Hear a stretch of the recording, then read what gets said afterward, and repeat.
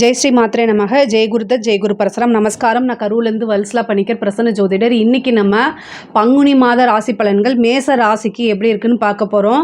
இந்த பங்குனி மாதம் 14/3/2025 வெள்ளிக்கிழமை 6:45 இந்த மாதம் பிறக்குது. இந்த மாதம் உத்திர நட்சத்திரத்தில் பிறக்கிறனால மேச ராசியில் இருக்கக்கூடிய கார்த்திகை நட்சத்திரக்காரர்கள் கட்டாயம் பரிகாரம் பண்ணிக்கணும். என்ன பரிகாரம் அப்படின்னா, நாற்காலி அல்லது ஆசனம், ருத்ராட்சம், துளசி மாலை இந்த மாதிரி இதை தானமாக கொடுக்கணும். ஏழை எளியவர்களுக்கு உங்களால் என்ன முடியுமோ அதை தானமாக கொடுக்கறதுனால இந்த மாதத்தில் உங்களுக்கு விபத்து கண்டம் நடக்காமல் இருக்கும். அதே மாதிரி ஒரு வருடத்துக்கு முழுவதுமே உங்களுக்கு காசு பணம் அப்படிங்கிறது நிலைத்து நிற்கும். இந்த பரிகாரத்தை பண்ணிக்கங்க. இந்த பங்குனி மாதம் மேசராசியை பொறுத்த வரைக்கும் எப்படி இருக்குன்னா, இந்த பங்குனி மாதத்தில் தான் சனி திருக்கணிதப்படி பயிற்சி ஆகிறாரு. இந்த சனி உங்களுக்கு பயிற்சி ஆகிறது அது மட்டும் கிடையாது. இந்த 6 கிரகம் உங்கள் ராசிக்கு 12ஆம் இடத்துல சேருது. சந்திரன் 6 கிரகங்கள் மொத்தம் ஒன்றாக 12ஆம் இடத்துல விரயஸ்தானத்தில் சேருது. அது எப்படி அப்படின்னா, சனியும் பயிற்சி ஆகிறாரு. அதாவது உங்கள் ராசிக்கு 12ஆம் இடத்துல அது விரைச்சனியாக வருது. ராகுவும் அங்கே இருக்கிறாரு. அப்புறம் சூரியன், சந்திரன், அப்புறம் சுக்கிரன், புதன், மொத்தம் 6 கிரகம் உங்களுக்கு 12ஆம் இடம், அதாவது விரயஸ்தானத்தில் இருக்குது. இது பெரிய விஷயம் அப்படிங்கிறது கிடையாது. பட் ஆனால் இந்த மாதம் நீங்கள் ஒவ்வொரு முடிவையுமே யோசித்து நிறுத்தி நிதானமாக எடுங்க. டக்கு டக்குன்னு எடுக்காதீங்க. உணர்ச்சி வசப்படாதீங்க. இந்த மாதமே நீங்கள் உணர்ச்சி வசப்படாமல் இருந்தாலே போதும். அது பார்த்திங்கன்னா 1 நாள் 2 நாள் இருக்குது. அதுக்கு மேலே அந்த கிரகங்கள் சேராது. அதுக்கப்புறம் ராகுவும் கீழே வந்துடுவார். அப்புறம் சந்திரன் மாறி போயிடுவார். அது மற்ற எல்லா கிரகங்களும் மாறுது. அதனால பிரச்சனை இல்லை. பட் ஆனால் என்னென்னா, இந்த கிரகம் 12ஆம் இடத்துல சேர்றதுனால அன்னைக்கு எந்த முடிவுமே எடுக்காமல் இருக்கிறது ரொம்ப பெட்டரு. அதே மாதிரி உங்களுடைய முடிவுகள் எடுக்கும்போது உணர்ச்சி வசம் அப்படிங்கிறது அதாவது ஒரு உணர்ச்சியில் உங்களை தூண்டி விடுவாங்க. உங்களுக்கு என்னென்னா எப்படியாவது விரயம் பண்ணணும் அப்படின்னு தூண்டி விடுவாங்க. அதில் மட்டும் நீங்கள் கொஞ்சம் உஷாராக இருங்க. இந்த விரயங்களை தவிர்க்கிறதுக்கு நீங்கள் சரபேஸ்வரர் வழிபாடு பண்ணுங்கள். சரபேஸ்வரர் நீங்கள் கும்பகோணம் தான் போகணும் அப்படின்னு அவசியம் கிடையாது. சரபேஸ்வரர் மந்திரம் சொல்லலாம். சரபேஸ்வரர் கோவில் பக்கத்தில் இருந்தால் நீங்கள் போயிட்டு வாங்க. அல்லது சரபேஸ்வரர் ஃபோட்டோ வச்சு வழிபாடு பண்ணுங்கள். சரபேஸ்வரர் எந்திரம் வச்சு வழிபாடு பண்ணுங்கள். அது உங்களுக்கு பல வகையில் நன்மைகளை கொடுக்கும். பெரிய லெவலில் பாதிப்புகளை உங்களுக்கு தவிர்த்துருங்க. மேச ராசியை பொறுத்த வரைக்கும் தொழில் ஸ்தானம் ஓரளவு நல்லா தான் இருக்குது. 10க்குடைய சனி 12ஆம் இடத்துல விரய சனியாக வரப்போகிறாரு. அப்போ என்னென்னா நிறைய மாற்றங்கள் இருக்குது. அதே மாதிரி இன்வெஸ்ட்மெண்ட்டுக்கு ஏற்ற காலம் தான். ஆனால் முதலீடு செய்யும்போது ரொம்ப யோசிக்கணும், நிறுத்தி நிதானமாக பண்ணணும். ஆனால் தொழிலில் ரொம்ப ரொம்ப கவனமாக இருக்கணும். பெரிய லெவலில் உங்களுக்கு நன்மைகள் அப்படின்னு நான் சொல்ல மாட்டேன். பட் ஆனால் என்னென்னா, நீங்கள் ரொம்ப ஜாக்கிரதையாக இருக்கும்போது மிகப்பெரிய விரயத்திலிருந்து உங்களை காப்பாற்றிக்க நீங்களே தான் பண்ணணும். உங்களுக்கு யாரும் வரமாட்டாங்க. ஸோ நீங்களே தான் பண்ணணும். ஆனால் உங்களுக்கு குரு நல்ல பொசிஷனில் இருக்கார். 9 குடையவர் 2ஆம் இடத்துல இருக்கிறது ரொம்ப நல்லது. அது போக உங்கள் ராசி அதிபதி செவ்வாய் 3ஆம் இடத்துல இருக்கிறது ரொம்ப ரொம்ப விசேஷமானது. நீங்கள் நிறைய முயற்சிகள் பண்ணுங்கள். அந்த முயற்சிகள் எல்லாமே உங்களுக்கு சக்ஸஸை தான் கொடுக்கும். தொழில் ரீதியாக நிறைய மாற்றங்கள் இருக்குது. அதே மாதிரி அடிக்கடி அலைச்சல் இருக்குங்க. 12ஆம் இடத்துல நிறைய கிரகம் இருக்கும்போது வெளிநாடு, வெளிமாநிலம், வெளியூர் இதெல்லாமே கண்டிப்பாக போகிற மாதிரி இருக்கும். ஆனால் அந்த அலைச்சல் ஒரு தடவைக்கு 2 தடவை மாற்றி மாற்றி இருந்துகிட்டே இருக்கும். ஆனால் கண்டிப்பாக கடைசியில் உங்களுக்கு அது நல்ல பலனாக தான் முடியும். ஆனால் அலைச்சலுக்கு நீங்கள் எக்காரணத்தை கொண்டு ரொம்ப கஷ்டப்படாதீங்க. ஐயோ இவ்வளோ அலையணுமா அப்படின்னு. இந்த டைமில் அலைஞ்சு தான் ஆகணும். வேறு எதுவுமே உங்களுக்கு வராமல் இருக்கிறதுக்கு நீங்கள் வீண் அலைச்சல் அப்படிங்கிறதோடய நிறுத்திக்கிட்டால் பெட்டர். நமக்கு டைம் தான் விரயமாகும். பணம் விரயத்திலேருந்து இது காப்பாற்றும். இந்த அலைச்சல்ங்கிறது காப்பாற்றும். அதே மாதிரி வண்டி வாகனங்களில் போகும்போது ரொம்ப கவனமாக இருக்கணும்.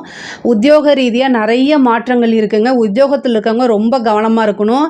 இந்த கிரகங்கள்லாம் சேர்ந்து இந்த 5 கிரகங்கள் 6 கிரகங்கள்லாம் சேர்ந்து 6ஆம் இடத்தை உங்களுக்கு உத்தியோக ஸ்தானத்தை தான் பார்க்குது. அப்போ உத்தியோகத்தில் எப்போவுமே என்னென்னா ரொம்ப கவனமாக இருக்கணும். உங்களை கீழே இறக்கி விட்டுட்டு அந்த பிளேஸ்க்கு வேற ஒருத்தங்க வரத்துக்கு தயாராக இருப்பாங்க. ஸோ அதனால் ரொம்ப கவனமாக இருக்கணும்.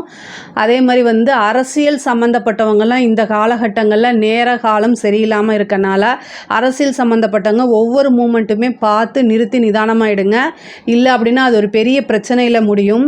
நீங்கள் செய்த அரசியல்வாதி அரசியல்வாதிகள்னாலே வந்து 100% நேர்மையாக இருக்க முடியாது இந்த காலத்தில் அரசியலில் இருக்கவங்க. ஏன்னா முன்னேறி போகணும் அப்படின்னா ஒருத்தங்களை இறக்கி விட்டு தான் ஆகணும். அவங்க வந்து உங்களே பழிவாங்கிறதுக்கு உண்டான நேரம் காலகட்டம் இப்போ அவங்களுடைய கை ஓங்கியிருக்கு. உங்களுடைய எதிரிகள் கை ஓங்கியிருக்கனால ரொம்ப கவனமாக இருக்கணும். சேம் உத்தியோகத்தில் இருக்கவங்களுக்கும் இதே தான். எதிரிகளுடைய வந்து ஸ்தானம் வந்து வலுவாக இருக்கனால ரொம்ப கவனமாக இருக்கணும். இந்த 9 கிரகத்தில்ங்க 2 கிரகத்தை தவிர 7 கிரகத்தோடைய இது வந்து என்ன எதிரியோடைய ஸ்தானத்துக்கு தான் பலமாக இருக்குது. அதனால் உங்களை காட்டிலும் இப்போ எதிரியோடைய கை தான் ஓங்கி இருக்குது. அதனால் கவனமாக இருங்க. அதே மாதிரி கோர்ட்டு கேஸு பிரச்சனைகளில் வந்து பார்த்திங்கன்னா உடனே முடிவெடுக்காமல் கொஞ்சம் தாமதப்படுத்தி எடுத்தீங்க அப்படின்னா அதுக்கு பின்னாடி வந்து உங்களுக்கு ஃபேவராக வரத்துக்கு வாய்ப்பு இருக்குது.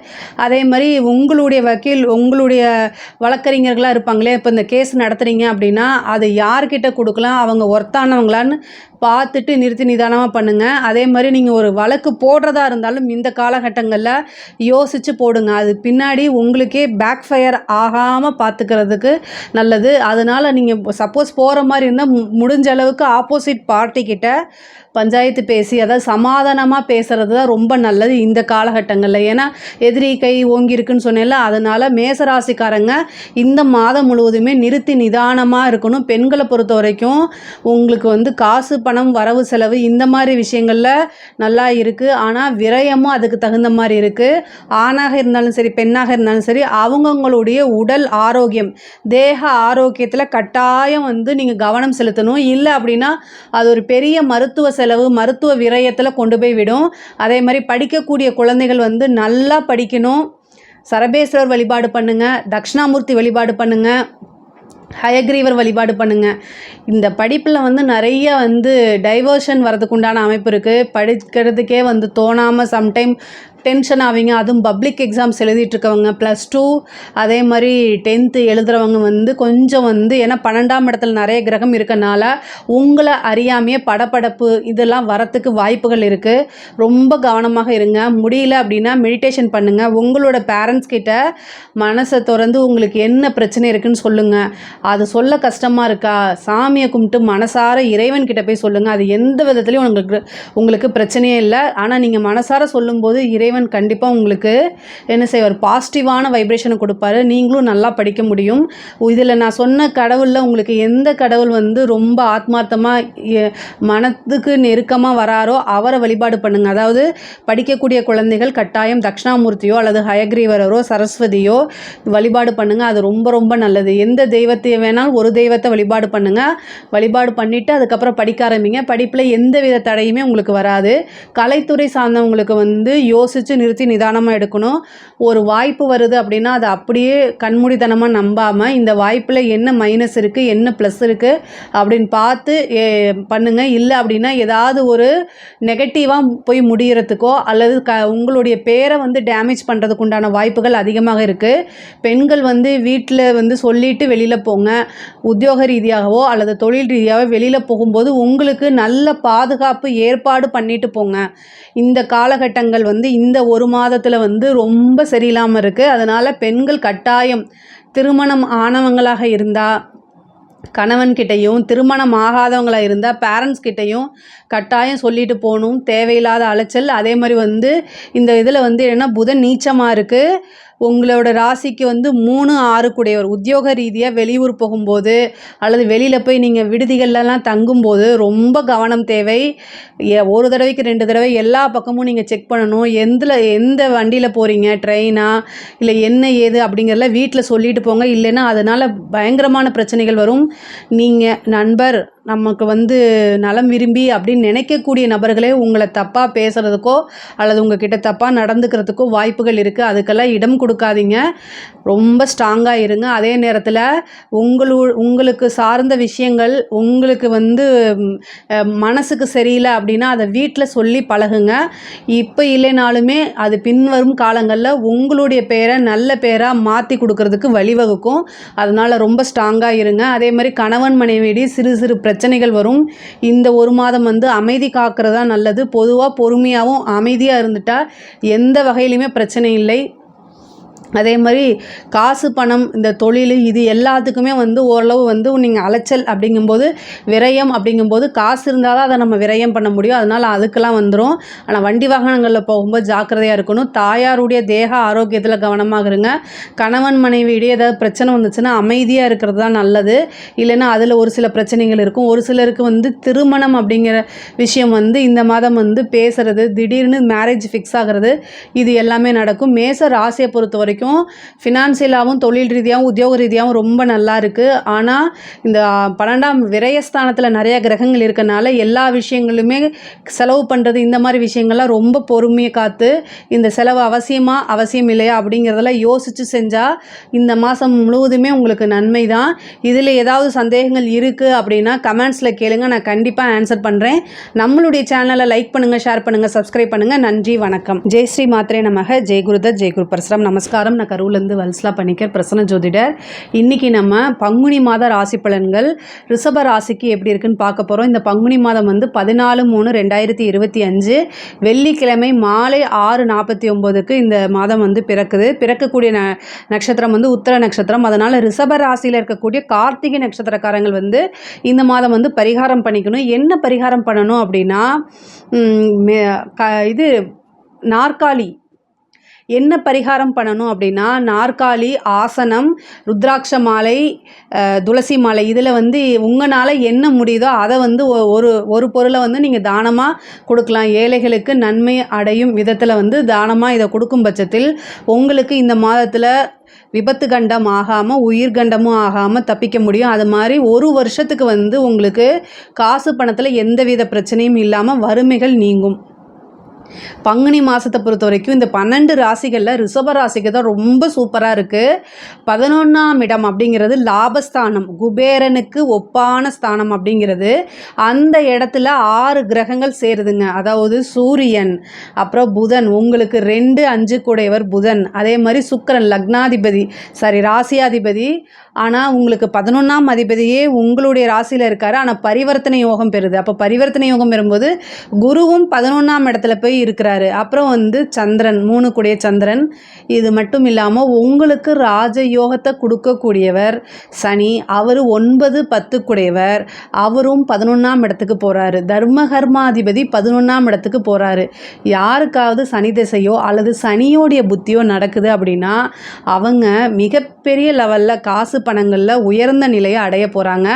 தொட்ட எல்லா விஷயமுமே வந்து லாபகரமாக தான் அது முடியும்.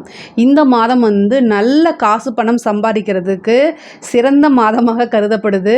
ரிஷபராசினாலே பொதுவாகவே காசு பணம் இல்லைன்னா மட்டும்தான் அவங்க மன வருத்தப்படுவாங்க. அவங்களுக்கு வந்து காசு பணம் வந்துட்டா எந்தவித பிரச்சனையும் சரி அசால்ட்டாக லெஃப்ட் ஹேண்டில் டீல் பண்ணிட்டு போயிட்டே இருப்பாங்க. அந்த மாதிரி ரிஷபராசிக்கு இந்த மாதம் ரொம்ப ரொம்ப சிறப்பாக இருக்குது. 2 கூடையவர் நீச்சமாகி நீச்சபங்க ராஜயோகம் பெறுறாரு புதன். ஸோ இந்த விஷயமும் ரொம்ப நல்லா இருக்குது. தொழில் ரீதியாக தொட்ட விஷயங்கள் எல்லாமே லாபத்தில் தான் இருக்குது. புதுசாக தொழில் தொடங்கலாமா? நல்லது.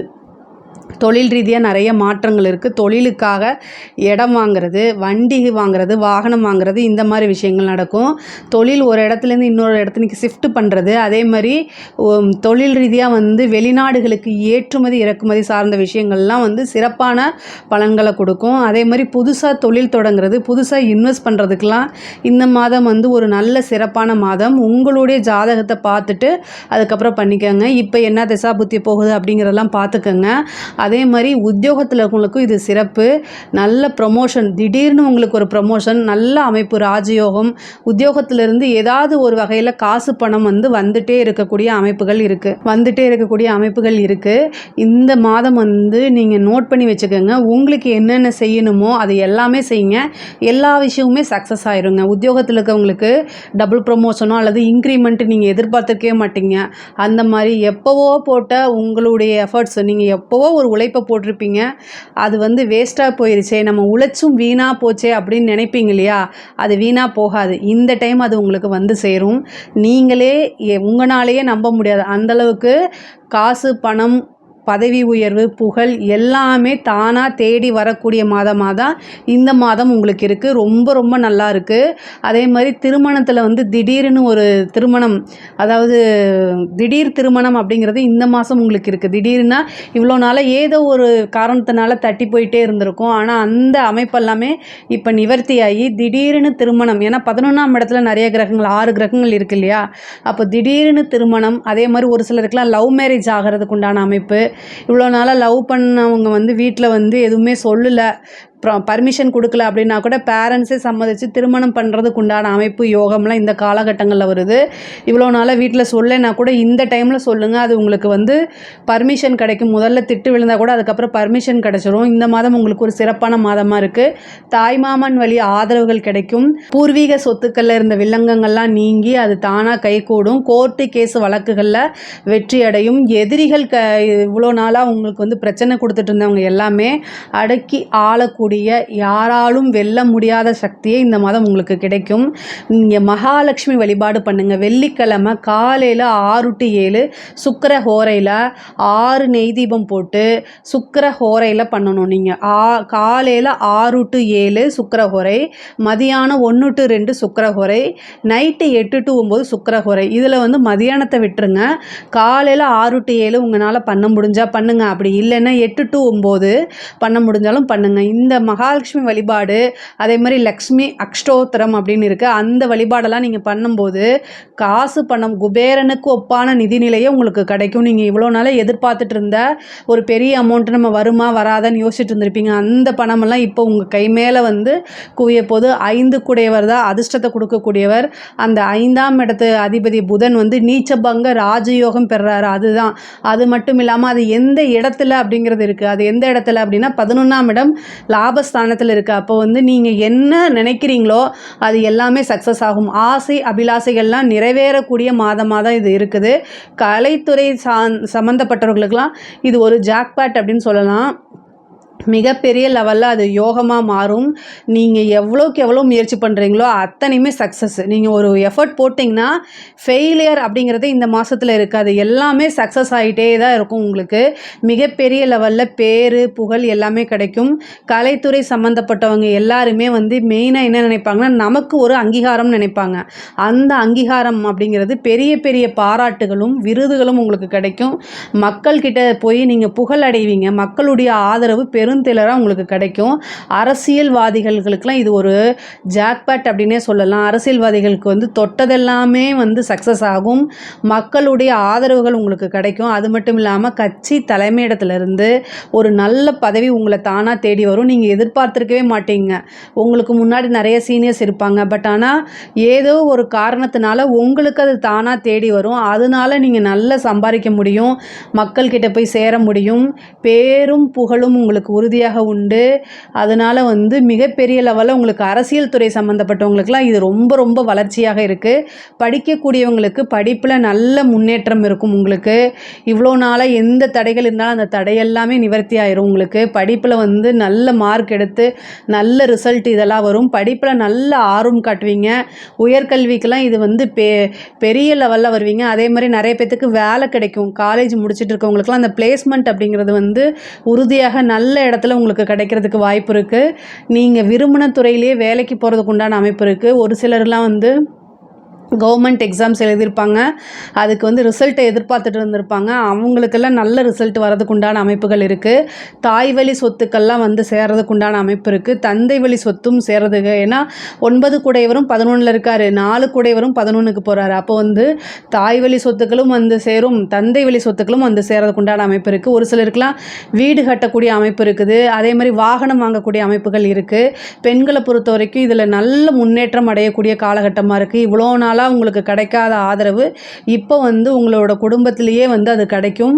பெரிய பேரு புகழ், குடும்ப நபர்கள் உங்களுக்கு சப்போர்ட் பண்ணுறது, இது எல்லாமே கிடைக்கும். ஆடை ஆபரண சேர்க்கை உண்டு. நீங்கள் நினச்ச காரியங்கள் அத்தனையுமே சக்ஸஸ் ஆகிறதுக்கு உண்டான அமைப்பு இருக்குது. புத்திர பாக்கியம் சில பேருக்கு இருக்குது.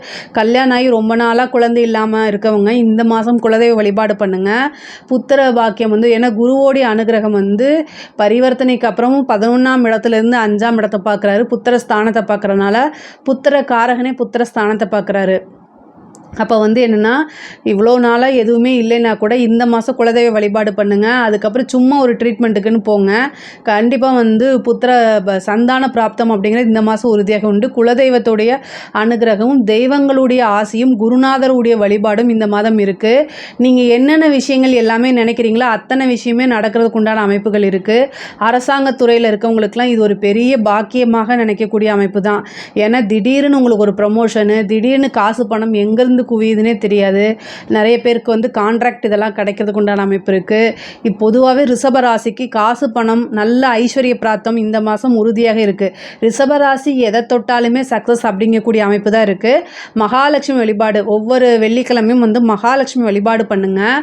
எப்போவுமே இந்த மாதம் வந்து பார்த்திங்கன்னா நீங்கள் கொஞ்சம் வந்து முன்பை விட வந்து கொஞ்சம் நிறைய எஃபோர்ட் போட்டிங்க அப்படின்னா இன்னும் அதாவது ஒரு வருஷத்துக்கு உண்டானதை இந்த ஒரு மாதத்துலேயே உங்களால் சம்பாதிக்க முடியும். அந்த அளவுக்கு இந்த மாதம் வந்து பொருளாதார ரீதியாக வந்து கிரக நிலைகள் ரொம்ப ரொம்ப சிறப்பாகவும் அருமையாகவும் இருக்குது. இந்த மாதத்தில் வந்து என்னென்னா, நீங்கள் கார்த்திகை நட்சத்திரக்காரங்க மட்டும் தயவுசெய்து பரிகாரங்கள் பண்ணிக்கோங்க. இதில் ஏதாவது சந்தேகங்கள் இருக்குது அப்படின்னா கமெண்ட்ஸில் சொல்லுங்கள், நான் கண்டிப்பாக ஆன்சர் பண்ணுறேன். நம்மளுடைய சேனலை லைக் பண்ணுங்கள், ஷேர் பண்ணுங்கள், சப்ஸ்கிரைப் பண்ணுங்கள். நன்றி, வணக்கம். ஜெய் ஸ்ரீ மாத்ரே நமக. ஜெய்குருதத் ஜெய்குரு பரசுராம். நமஸ்காரம். நான் கரூர்லேருந்து வல்சலா பணிக்கர், பிரசன்ன ஜோதிடர். இன்றைக்கி நம்ம மிதுன ராசிக்கு பங்குனி மாத பலன்கள் எப்படி இருக்குன்னு பார்க்க போகிறோம். இந்த பங்குனி மாதம் வந்து 14/3/2025 வெள்ளிக்கிழமை மாலை 6:49க்கு பிறக்குது. மிதுன ராசியை பொறுத்த வரைக்கும் நல்ல அமைப்பு தான் இந்த பங்குனி மாதம். 10ஆம் இடத்துல கிரக சேர்க்கை ரொம்ப அருமையாக இருக்குது. தொழிலில் வந்து வேறு லெவலில் இருக்க போது. உங்களுக்கு 6 கூடையவரும் 11 கூடைய செவ்வாயும் உங்களுடைய ராசியிலே இருக்கார். கோவங்களையும் பொறுமையாகவும் கையாளணும். வேறு எதுவுமே இல்லை, எல்லாமே சிறப்பாக இருக்குது.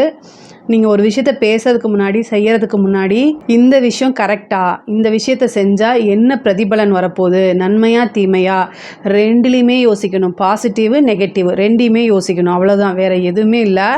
சூப்பராக இருக்குது. உங்களுக்கு வந்து 10ஆம் இடத்துல வந்து சூரியன் சுக்கிரன் உங்களுக்கு 5 குடையவர். ஓகேங்களா? உங்களுக்கு அதிர்ஷ்டத்தை கொடுக்கக்கூடிய சுக்கிரன் 10ஆம் இடத்துல உச்சமாகிறாரு. அப்புறம் பரிவர்த்தனையாகி 10ஆம் அதிபதி கூடயே போய் சேர்றாரு. 10ஆம் அதிபதியும் இதெல்லாம் வந்து கவர்மெண்ட் சம்மந்தப்பட்ட விஷயங்கள்லாம் மிகப்பெரிய லெவலில் உங்களுக்கு வந்து கொடுக்க போகுது. அதே மாதிரி 10ஆம் இடத்துல சூரியன் திக்பலம் பெறார். ஒரு கிரகம் திக்பலம், ஒரு கிரகம் உச்சம். உங்களுடைய ராசியதிபதி புதன் நீச்சமானாலும் நீச்ச பங்க ராஜ யோகம் பெறுது.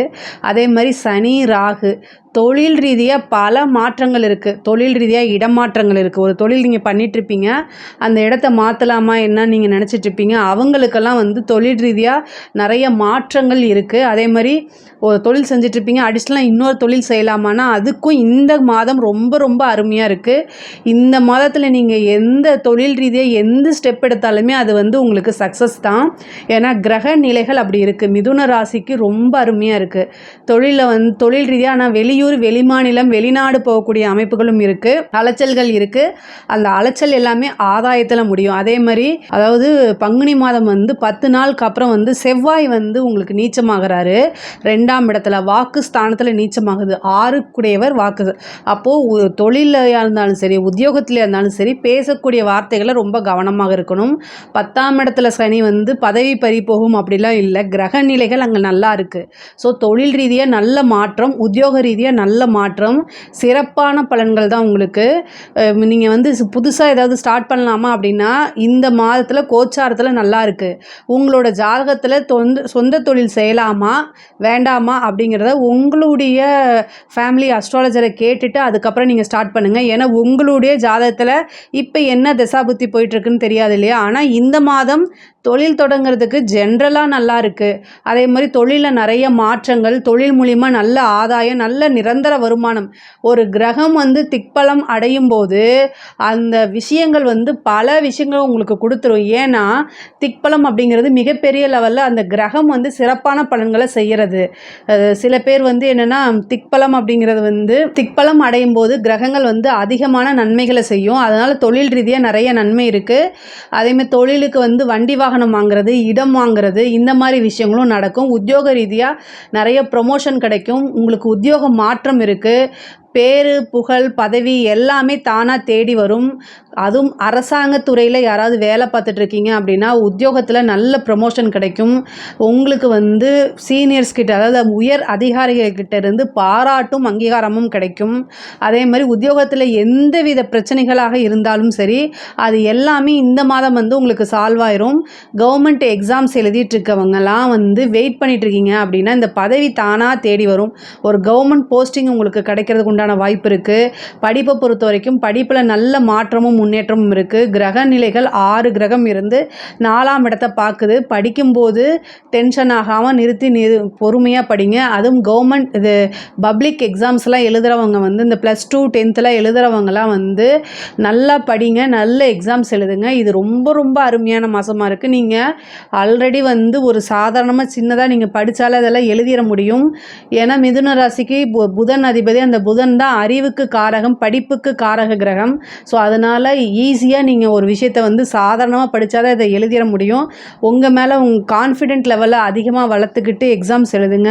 கண்டிப்பாக சக்ஸஸ் பண்ணிடுவீங்க. படித்து முடிச்சு நல்ல இந்த காலேஜ் படிச்சுட்டு இருக்கவங்களுக்குலாம் ஈஸியாக இந்த மாதம் வந்து பிளேஸ்மெண்ட் கிடச்சிடும். ஏன்னா 10ஆம் இடம் ரொம்ப சிறப்பாக இருக்கனால, அதே மாதிரி 6 குடைவரும் உங்களுடைய ராசியிலே இருக்கனால பிளேஸ்மெண்ட்டெல்லாம் நல்ல நீங்கள் நினச்ச விரும்பின பிளேஸ்மெண்ட்டு தான் கிடைக்கிறதுக்கு உண்டான அமைப்பு இருக்குது.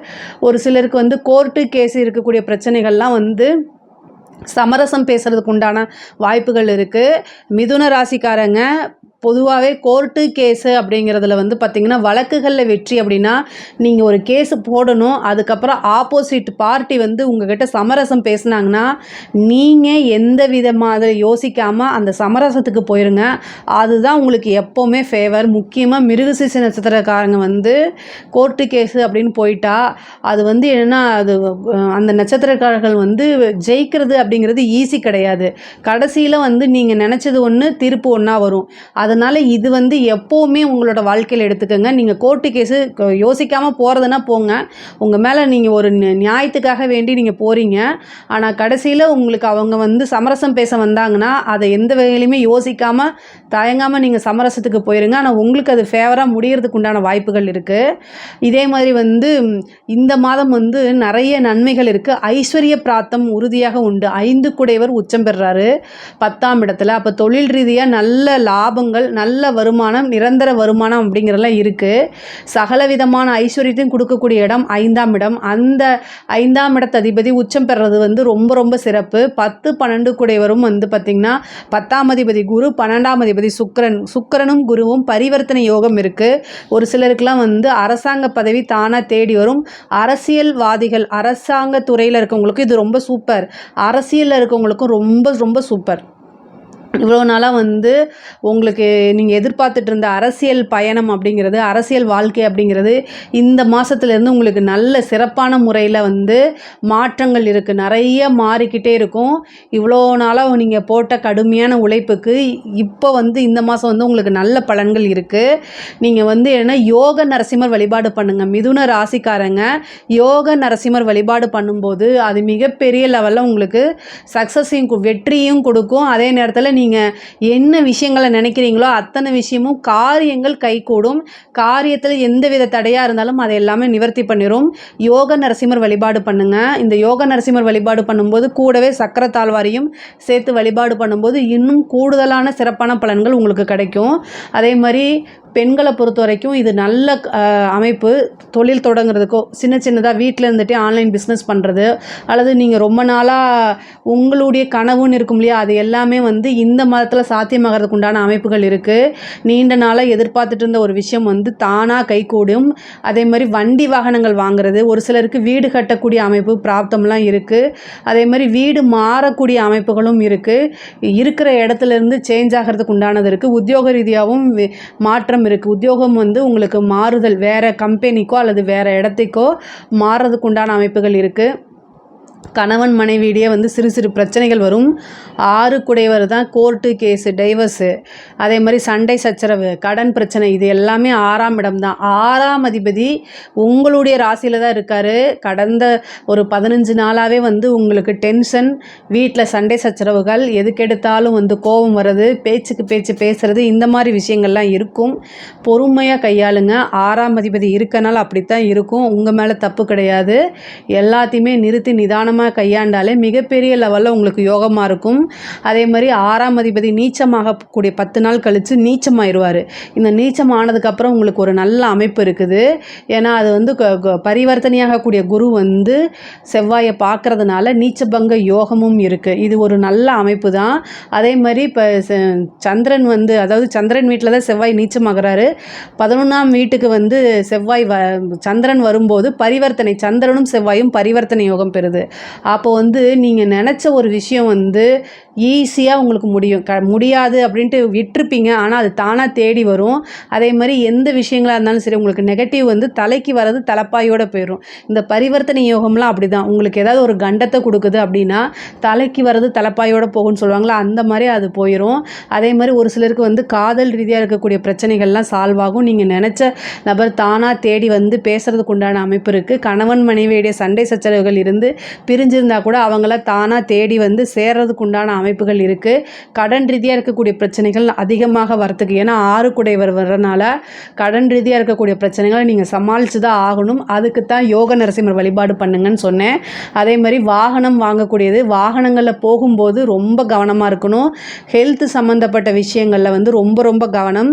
நீங்களே உங்களுக்கு ஏதாவது ஒரு பிரச்சனை நீங்களே வைத்தியம் பார்க்காம உடனே மருத்துவரை ஆலோசனை பண்ணி 1000 ரூபா 500 ரூபா இதுக்குள்ளே உங்கள் பிரச்சனையை தீர்த்துக்க பாருங்கள். அதை மிச்சப்படுத்துகிறேன்னு 5 லட்சம் வரைக்கும் செலவை இழுத்து விட்றாதீங்க தயவுசெய்து.